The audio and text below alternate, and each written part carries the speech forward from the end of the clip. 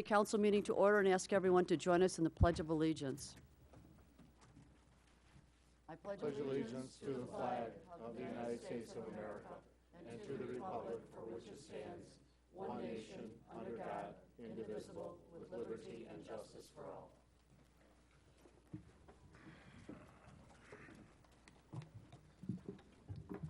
The roll, please. Belkey. Here. Belzak. Here. Kenny. Here. Marquez. Here.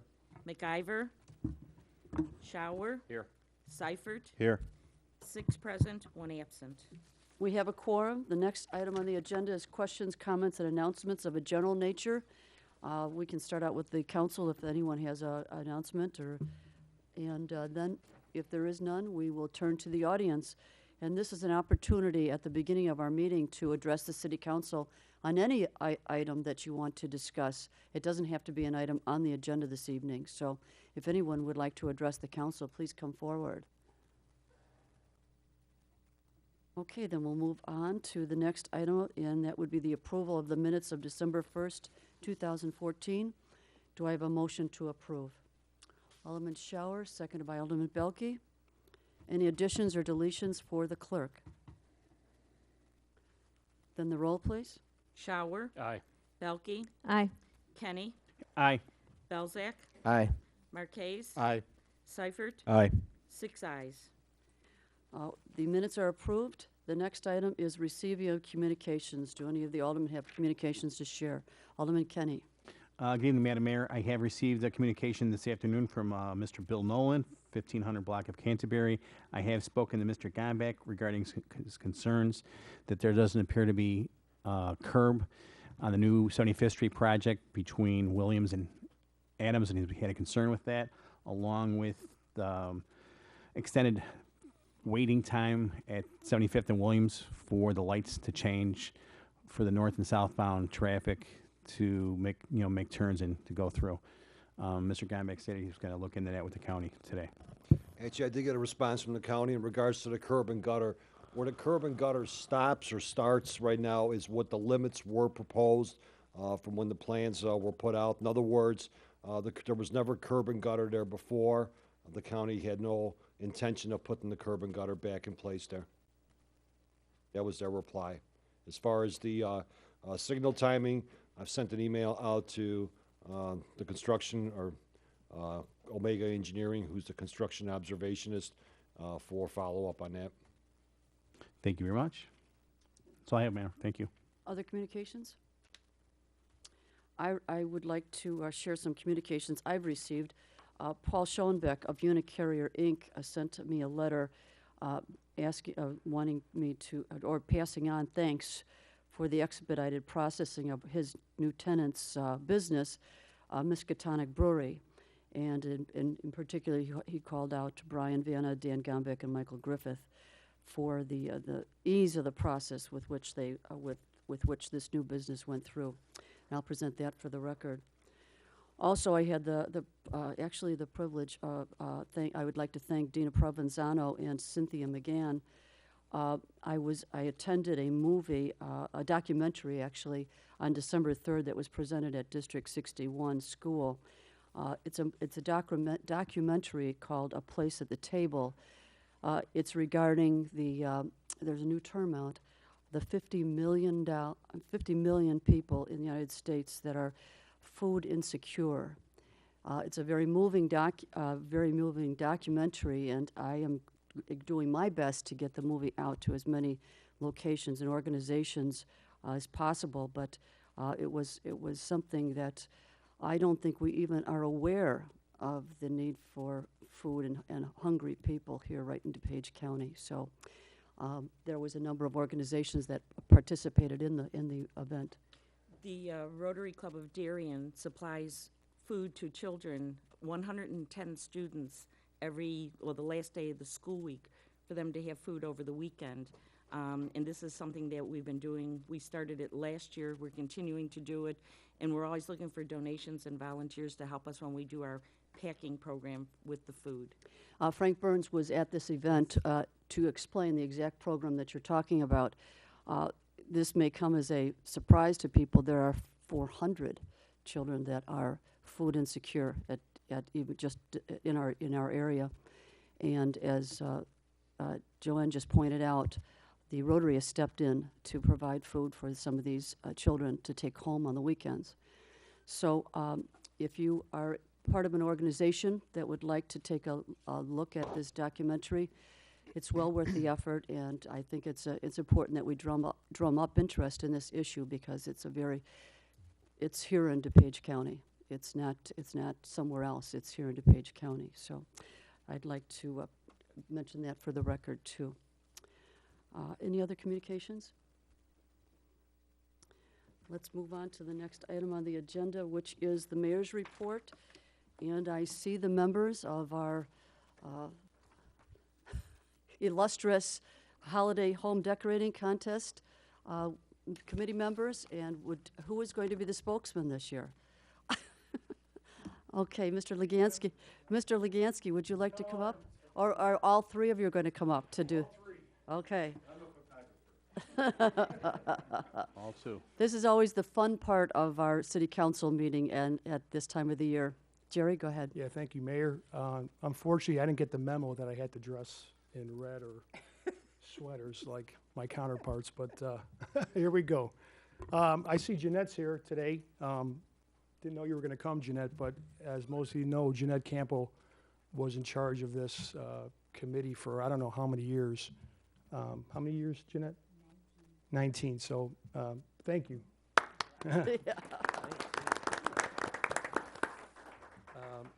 She left a lot of good notes, so it made it easy for us. I think there was about 22 homes, I believe, were nominated this year. And so Liz and Jim and myself made the rounds. We're going to start with the honorable mentions. We have 4 of those, and then we have the top 5 winners as well. The first honorable mention, again, these honorable mentions aren't in any particular order. They're just the honorable mentions. The first one is 8595 Beller Court. It's the home of John and Nancy Kozar. I don't believe they're here. Okay. And just give you a little background on John and Nancy. They've been Darien residents for 22 years. Nancy decorates the inside of their home, and John decorates the outside, and they usually start around Thanksgiving. There's a snowman on their lampposts that kind of greets you as you come into their home, and then right in front of the front door they have 2 lighted lanterns that kind of welcome you there, which is very nice. They got red and green lights on the front bushes. On the right side of the driveway, there's 6 toy soldiers kind of standing there saluting you. The front lawn has a nativity scene. There's 2 bears sitting on top of presents with a sleigh and a reindeer.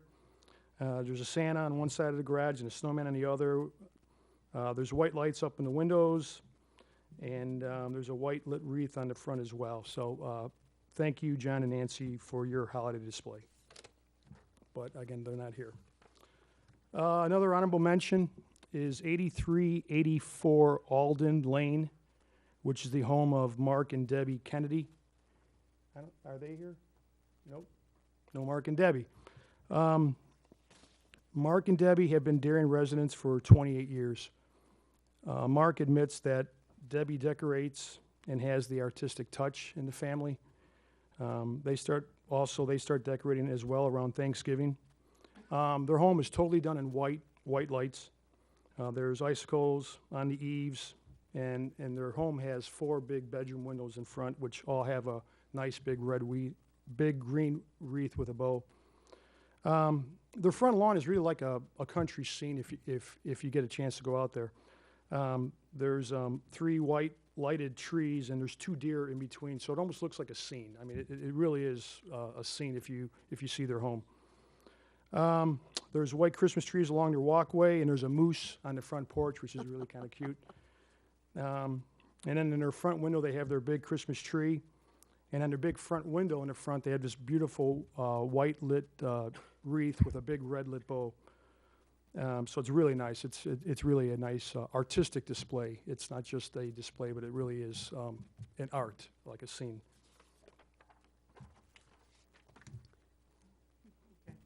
All right.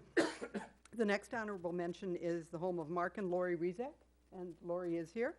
And it's at 1118 79th Street, and Mark readily says Lori is the designer and decorator of the entire delightful holiday display. There's a coach light that's covered with lights and greenery. There's lighted presents at the base, and they kind of greet you as you come up the driveway. There's 2 full-size trees that you can see as you look in. They have 2 full-pane windows, and you can see them from the front of the house. There's an oversized lighted snowflakes on the front of the house. There's a snowman and a deer guarding the front door. When I got out of it's one thing to see it from the street, but I shouldn't tell people to go up to her front door probably, but there's a window box and an urn there that are decorated with greenery and birch twigs and shiny red ornaments and icicle lights, something you'd totally miss if you know, from the street view. Lori gathered a lot of vintage finds that add to this whole welcoming scene. There's some ice skates hung by an antique window. There's a runner's sled. All of it's highlighted by a floodlight. There's a snowman banner, and there's a string of bells by the front door that Lori made herself. The shrubs out front are covered with multicolored lights, and that kind of completes the scene. It's a beautiful display from the street, and like I said, I was privileged enough to be able to creep up to the door and be able to see the stuff close up. It was really, really very nice. Another honorable mention is at 1122 Timber Lane, home of Joe and Nancy Sanisardo, and they are here. And the Sanisardos have been at their address for 20 years. And 10 years ago, they built a very nice addition on the home. And the roof lines of this, it's a multi-level home, so they took great care. They used the architectural background to create a great holiday decorating scheme. All 4 levels of this house are lined with edges of lights. There's 8 lighted window decorations in the front-facing windows. The front yard has oversized holiday lights that stick in the ground and line the front landscaping.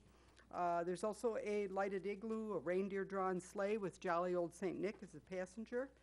A snowman covers the lantern at the end of the driveway and welcomes you up to a really very classically decorated home. Nancy says she gets the ideas and her husband and 2 daughters make them happen. So, and I see nodding, so thank you, Sanisardo family, for sharing your decorations with us. There you go. Okay, that takes care of the honorable mentions, and now there were five top winners, so we'll start with number 5. And I don't see them here either, I don't think, but that's the home of 1921 McAdam, which is the home of Renato and Myrna Montefusco. Again, I don't see them here. Okay. Here. On the side. Renato and Myrna were founding residents of Darien and have lived here for 38 years. It seemed to be a pattern that a lot of the people that are here have been here for quite a long time. They're both retired, so their son, Ron, decorates the home for them. They usually start before Thanksgiving as well. What's really nice about this home is they live on a corner, and there's all 3 sides of their home are decorated. So it takes a lot of time to actually do 3 sides. There's lighted figurines in their front window. All the eaves are decorated with colored lights, and the shrubs as well. And there's large lighted bulbs that line the front of their home.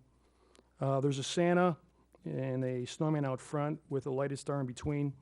And then the side of their home also has 2 spiral white lit Christmas trees with a beautiful colored tree in between. So thank you, Montefuscos and their son Ron, for this beautiful display. Here we go.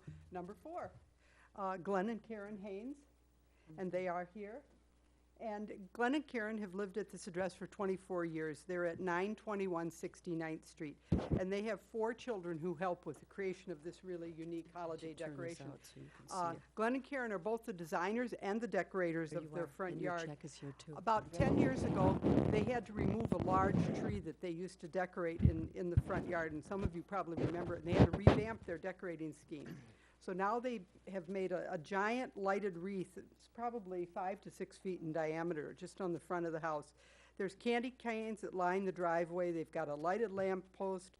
There's a lighted inflated nativity set on the right side of the front of the house. And then there's a big red bow that wraps up the garage door. And on the roof, you can see Rudolph with his nose so bright, looks to be launching right off the top of the roof. Glenn, I understand, is a member of the Darien Historical Society. And when they had their large tree, the star that used to sit atop that large tree in front of their home now adorns our own official Darien tree over at Old Lace School. So thank you, Haynes, for not only the wonderful display in your yard, but for sharing the star of the official tree on 75th Street. Let's see here. There you go. Okay, coming in third place is 1914 McAdam, which is the home of Bob and Debbie Saratella. I know they're here tonight. The Saratellas have been residents of Darien for 31 years. Bob lays out the decorations, but Debbie admits that she has final approval before anything gets staked down. So that's definitely a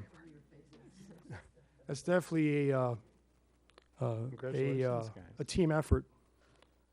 One thing you can't miss when you come up to the Saratella's home is there's a huge, it's probably 25 or 30 foot evergreen that's on their front yard, and it is totally decorated with lights. I mean, it's amazing. Debbie said that when they moved in, that tree was only 6 feet tall, and now it's close to 30 feet. So it kind of, I think part of life, you see things grow in front of you like that. There's a Christmas tree in their front window as well, with lighted figurines that adorn their front window. There are icicle lights on the eaves, lighted trees, and a reindeer on the front lawn. There's white lighted wreaths, and a snowman greets you by the front light post as you come into their driveway. There's a nativity scene on the front lawn, but it's not complete. Debbie said that the baby Jesus is not added until Christmas morning, which I think is just a great tradition about what Christmas is all about. I think, again, that's just a great tradition. So thank you, Saratellas, for a very nice display. Okay. Our number 2 winner is at 701 70th Street. That's the home of Kevin and Pat Zipsey and their daughter Claire.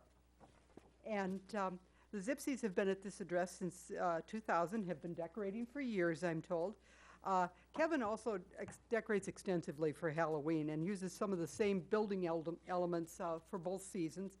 Lighted arches span the sidewalk, and there's huge twinkling snowflakes hanging down from those arches. And then, again, you can't miss this, there's a huge Santa that appears on the front lawn. They also have some kind of unusual features. There's a lighted pig and a pink flamingo. The light use was consistent. It was well matched. The second night that I went back to visit the Zipseys and get their name and information and everything, I walked up and there was now there's a speaker out there and it's playing this nice little medley of Christmas music playing out in the front yard, which just is another little piece of enjoyment that goes with the whole experience. Claire told me her dad has the ideas and that she works with him and they put it together. So thank you, Zipseys. It was such a nice display, such a nice experience to see it. You want me to keep going? Okay. You're on a roll. I'm on a roll. Well, the number 1 people called me today and told me they aren't going to be here, which was sort of disappointing for all of us. But at 7349 is the home of Ben and Nancy Santori. And I did go back and meet with their son, and he told me they've been at that address for about 10 years. The family used to live in Westchester, and they used to decorate their home there. It's been a family event for Ben and Nancy and their 3 children. If you've been by 7349 Adams, you can't miss it. It's a spectacular display. There's lighted arches on the sidewalk. There's arches over the double driveway. Lights adorn the tree and the front yard shrubs. The yard contains an inflated snowman family. There's a tree, a dog with a Christmas stocking. There's a Santa train. The snowman pops up and out of one of the train cars. There's red lighted roping along the sidewalk. The eaves of the house are lined with lights as well. Candy canes, snowmen, Santas appear throughout the display. It's a wonderful holiday lighting display to see. And the Santoris have consistently shared this elaborate display with us for a number of years, because I know I've seen it myself out there, and I'm sure you haven't. And for them and for everybody who goes to SACS, this is a lot of work for these people to do this, and we're the people who get to see it. They're inside the house and can't see it, but we get the opportunity to go by and see it without much effort. So thanks to all of them and to the Santoris. I'm sorry they couldn't be here.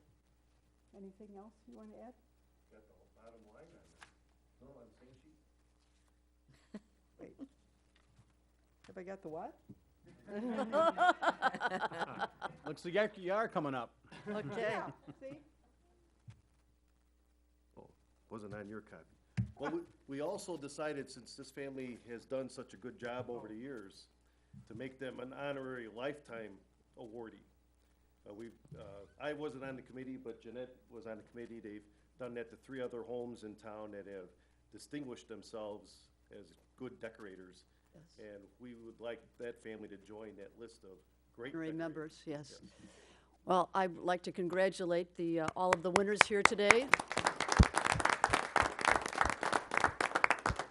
And I'd also like to thank the members of the committee. You did a great job without Jeanette here this time. And I think Jim's got the photographs of all of the homes, and this will be displayed up in our lobby for residents to see when they come into City Hall. Beautiful pictures of all of your homes. And I understand that we have a great number of residents that want to participate in the trolley program this year to go around and see all these homes. So we had a great outpouring. I understand that, yes. Do you have So, the dates? Paul, what is the date? Yes, it'll be this upcoming Monday, the 22nd, at 6:30, and again at 8 o'clock. And they've ordered a couple buses because the crowd has gotten so Yeah, we much have larger. So, approximately 160 people coming, so it should be a nice event. so that's super. And thank you, committee. You did a great job. Thanks. Thank you again.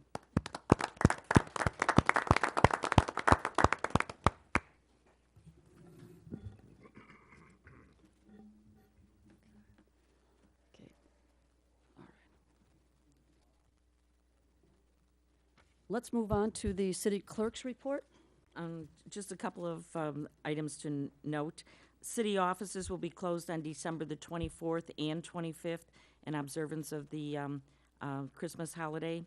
And the offices will also be closed on January 1st in observance of New Year's Day. Let's move to the city administrator's report. No report, Mayor. Thank you. Okay, let's move to the department head information or questions. I believe Chief Brown is going to do some remarks.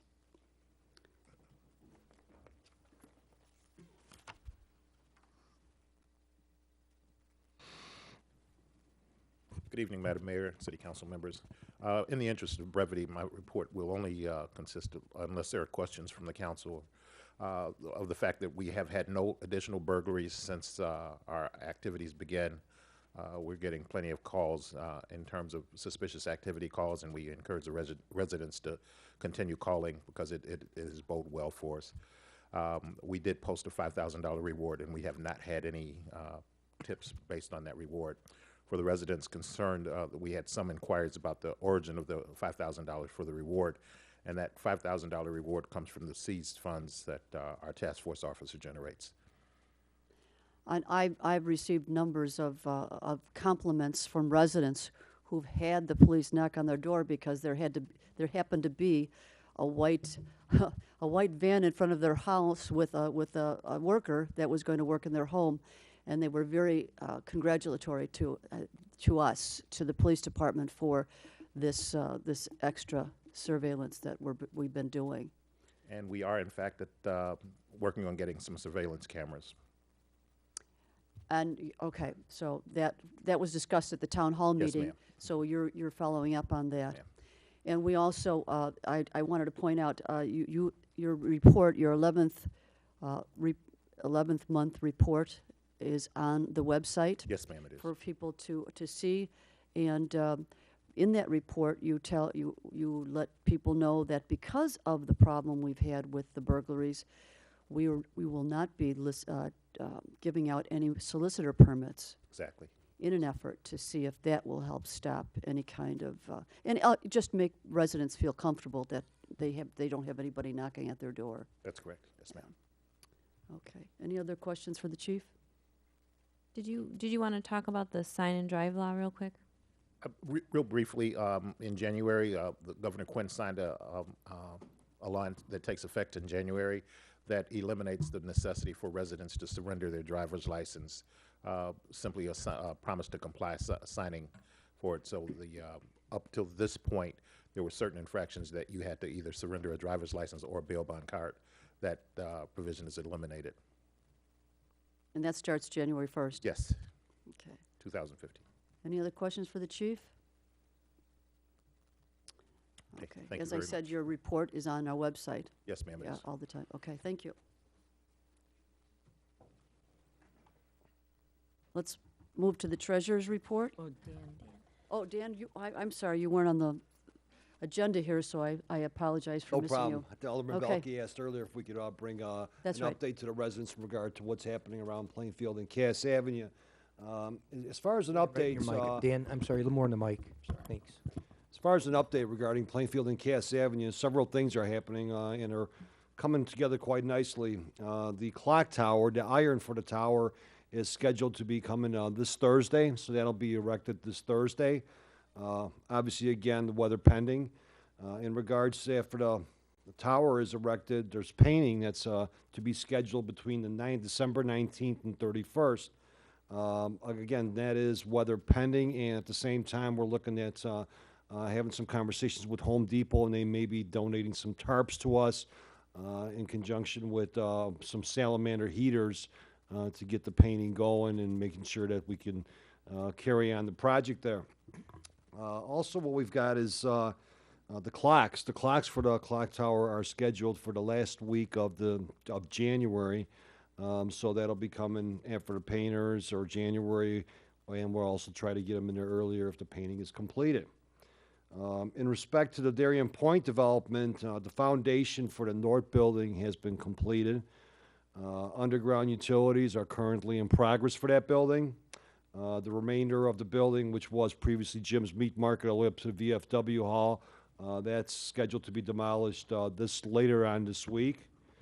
And in respect to the no-name gas station, or previously Phillips 66, we're waiting. Actually, the owner is waiting to hear an answer from the state regarding the tanks and the demolition permit from the EPA. So we're hoping to have demo scheduled for the week of January 1st for the again no-name gas station, as we've been referring to it as.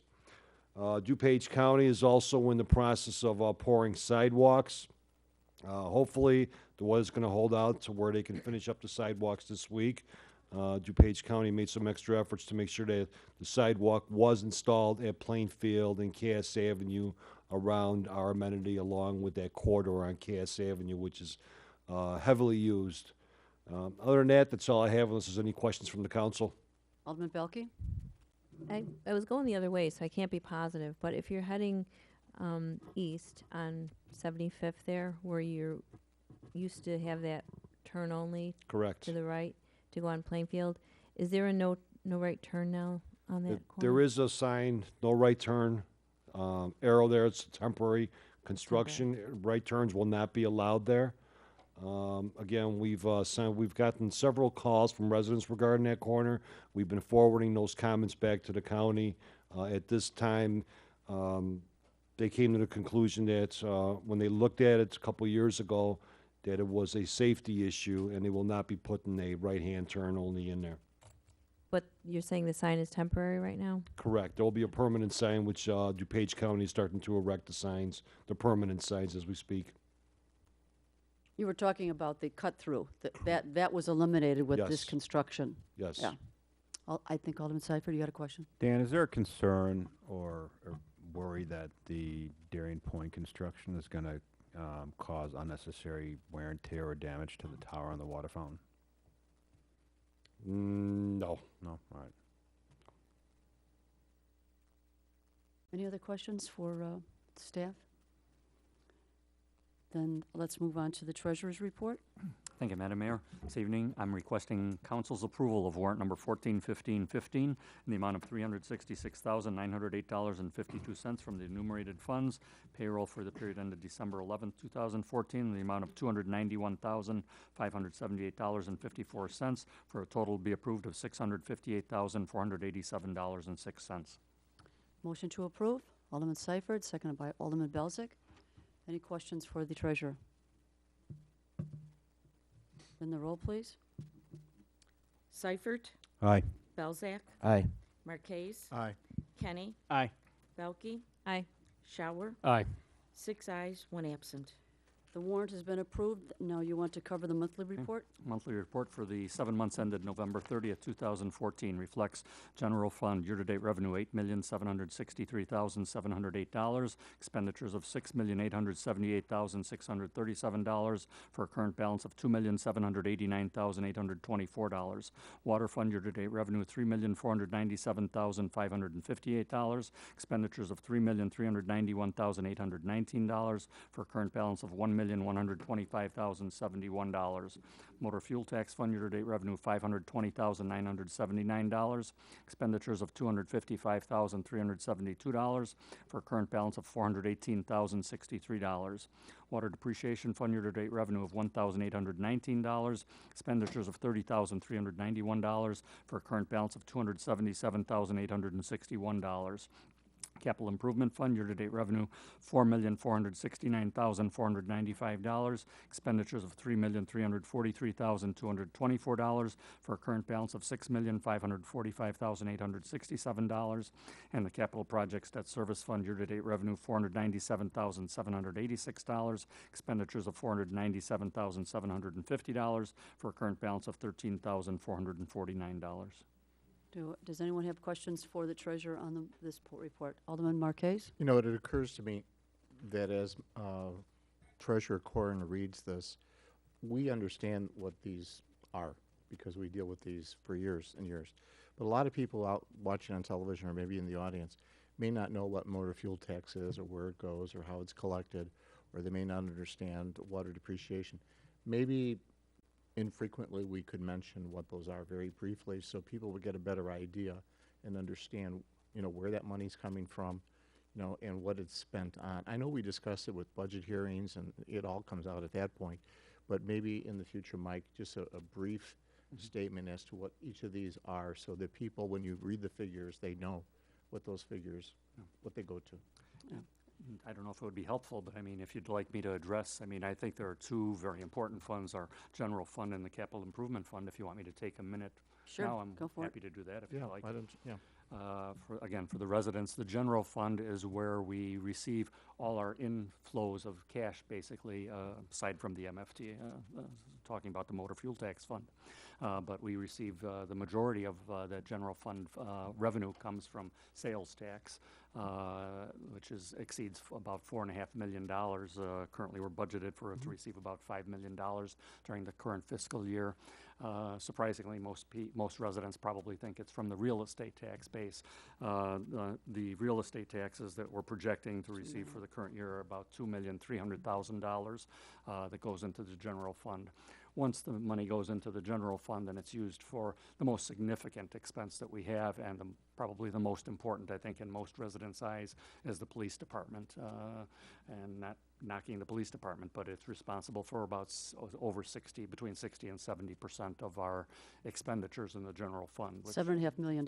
Which yes. is a very good use of the funds, but just so the residents know where's all this money being spent, and that's a large part of it. When we have a surplus in this fund, also, we do transfer it into the capital projects fund, which I also said I'd mention. And the capital projects fund, I believe, for the residents is probably also most important and probably the most visible to you. As you see your roads, your sidewalks, your streets, this is where we get the funding. We try to do between 5 and 6 miles of street resurfacing during the course of the year.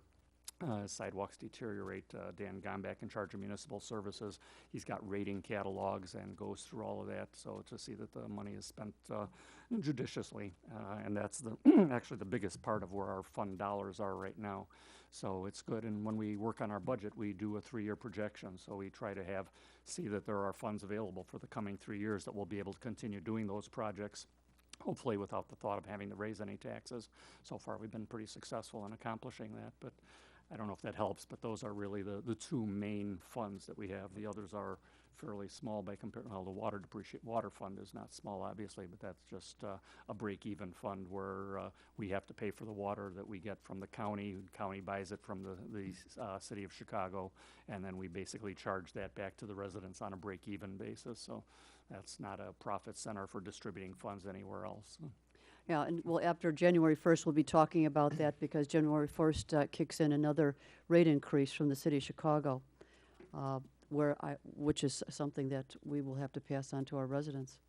Yeah, the water rate increase, what we've taken the position of, we'll discuss during our budget year. So the water rate increase, you might see that some other communities pass that on in January.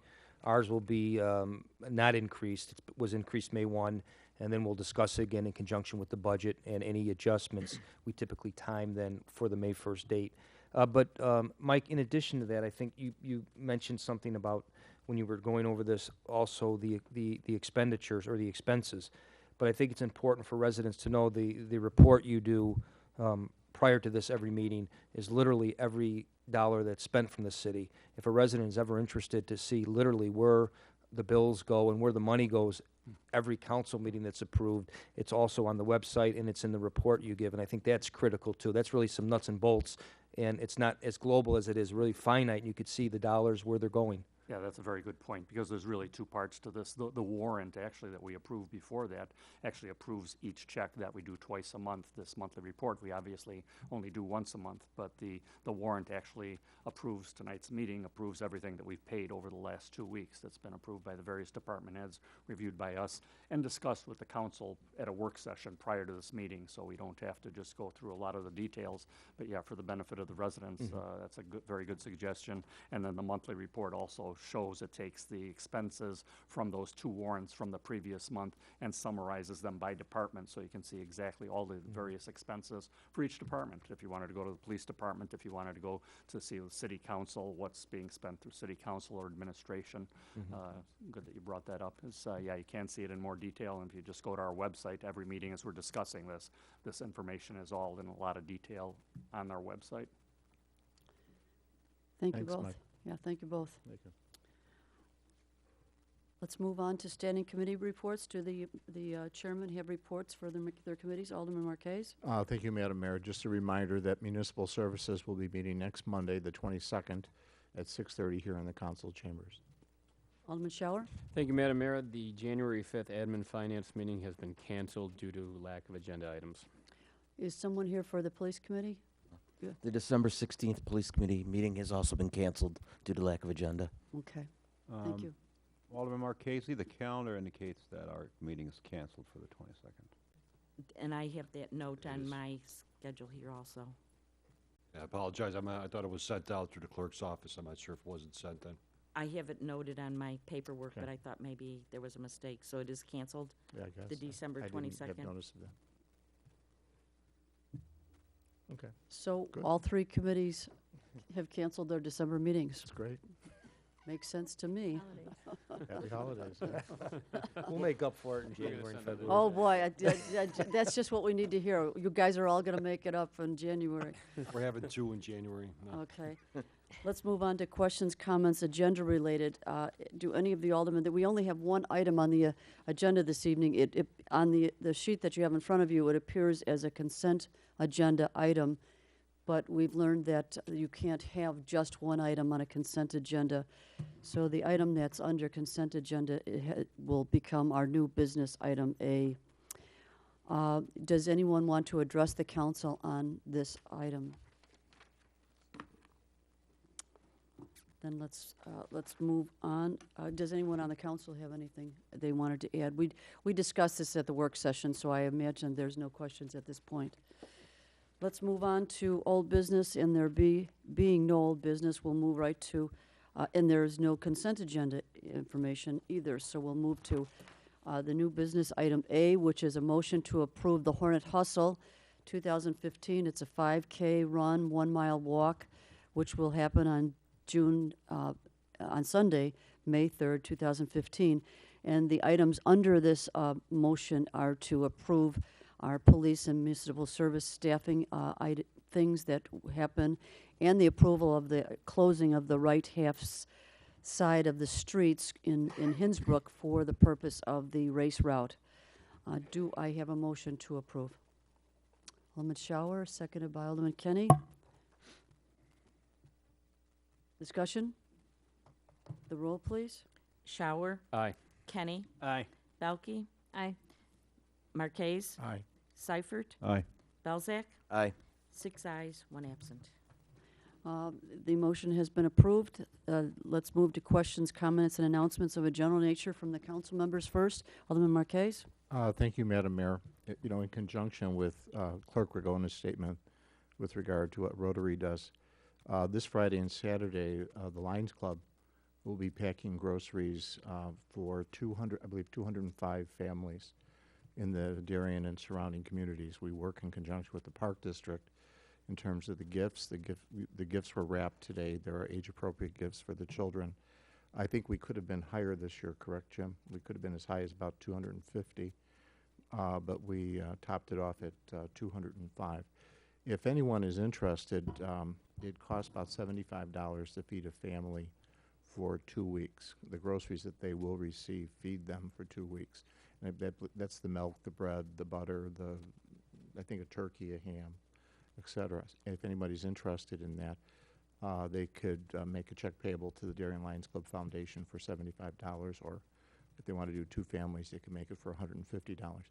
But that's another demonstration of the need that exists here in our own community, that there's 205 families that are going to be receiving that food.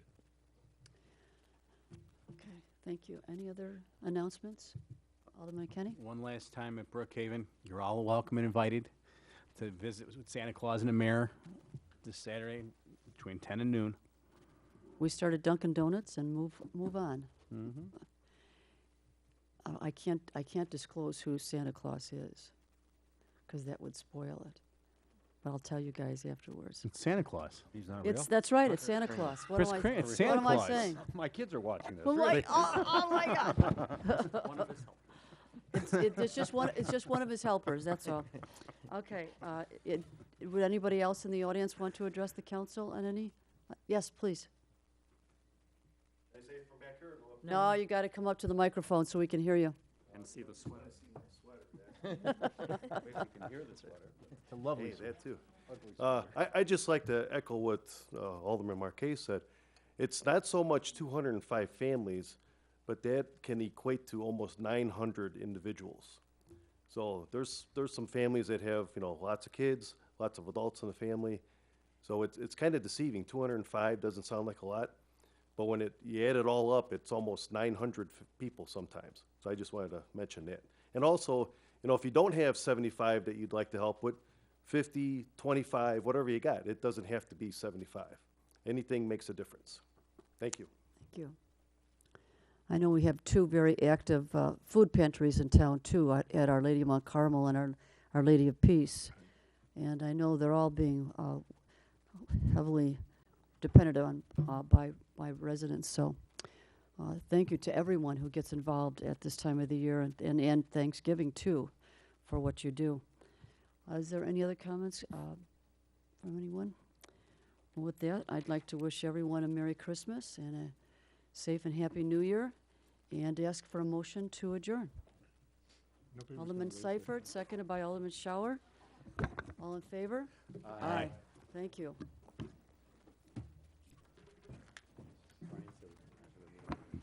Hey, Joanne.